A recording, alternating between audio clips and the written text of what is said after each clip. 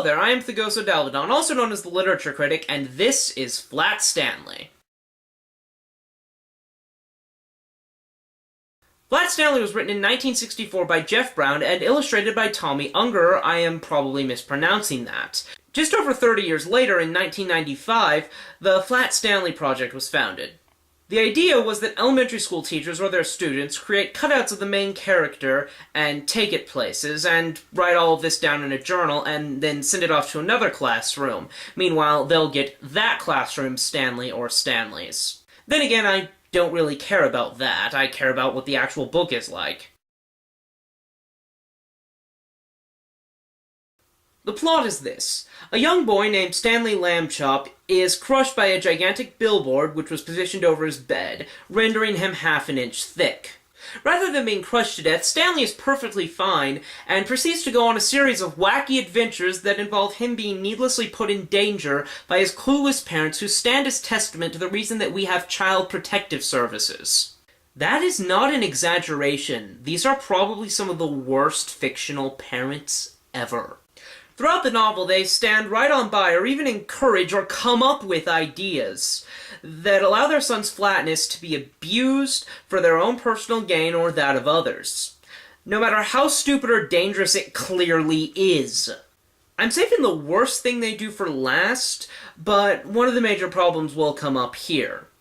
Anyways, this flatness, which for the purposes of this story basically counts as a friggin' superpower, eventually inspires jealousy in his younger brother Arthur, but this is soon reconciled after his parents leave them alone in a park together. These are elementary school children, mind you, so that Arthur can fly his brother like a kite and allow him to crash into a tree. But it's all okay, because by sheer luck, nothing horrible actually happened.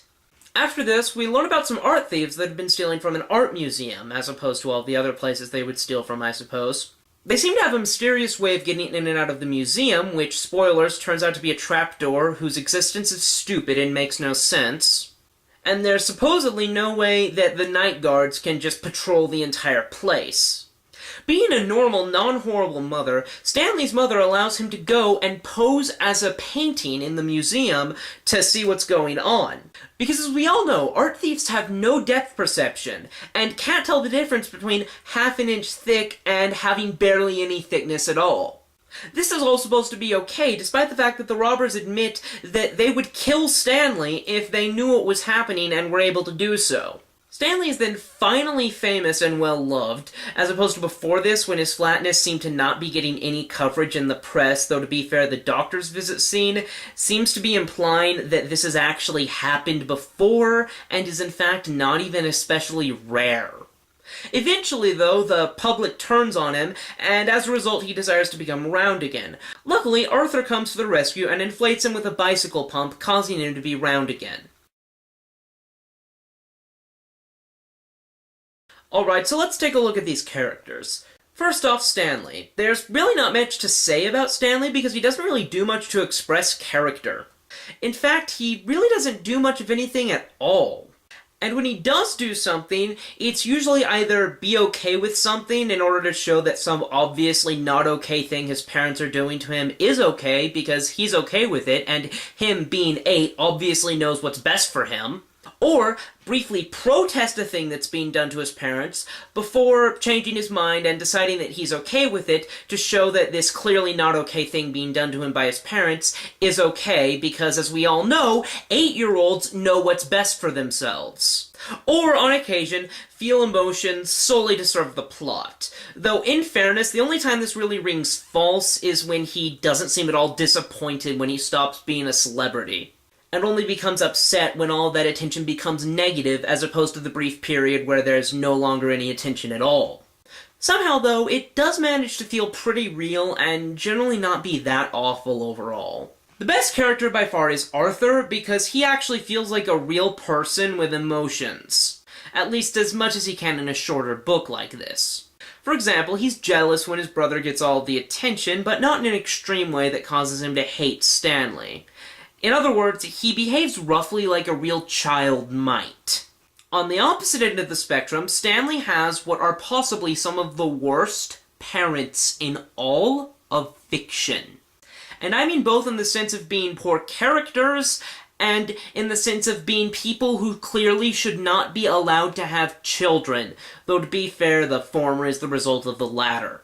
I have to stress to think of rivals they might have in this respect. I mean, there's the parents from the Fairly Odd Parents, but those are supposed to be neglectful idiots. And then there's the parents from the Pokemon franchise, but they only allow their children to run off and do incredibly dangerous things. They don't suggest incredibly stupid and dangerous things. That's not to say the parents in Flat Stanley aren't neglectful. They most certainly are. For example, they show really no urgency in getting their son to a doctor after he has been crushed by a billboard. Sure, they eventually get around to it, but it can wait till after breakfast. Anyways, though, they also commit acts of horrific child endangerment, such as allowing their children, who are probably about 8 and about 6, to run around in a park completely unsupervised. Alright, so the prose here, for the most part, isn't notably good or terrible, but there is something I need to mention about it. Namely, it occasionally diverts into random preachiness about an issue that has nothing to do with the plot for about a sentence before coming back.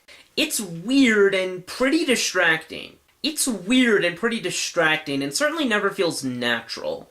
Other than that, it strikes me as just fine. Alright, one positive moment before we get on to the worst thing the awful parents do. The final scene with Stanley and Arthur is passably touching.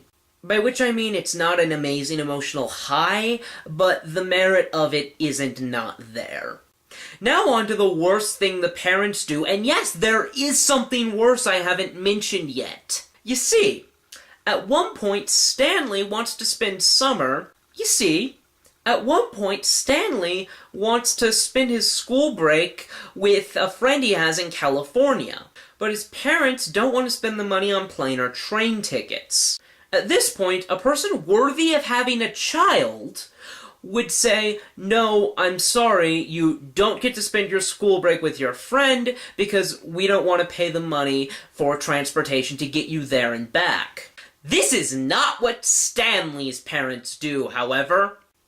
Do you want to know what they do instead? Want to guess?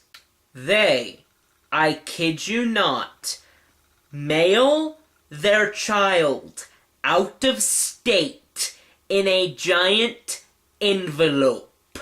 Oh, and they don't even mark it as containing a human. In fact, they don't mark it as unusual in any way whatsoever, though the parents of the friend do when they send him back in another envelope. Still, they don't mark it as containing a human. Of course, the friend's parents are terrible too for mailing him back, but it was still his parents' idea. But of course, it all works out fine. None of the horrible things that could happen actually happen, and I'm supposed to think that that makes it all okay. But it doesn't. The fact that irresponsibility happens not to bring about disaster doesn't make it any less horrendous.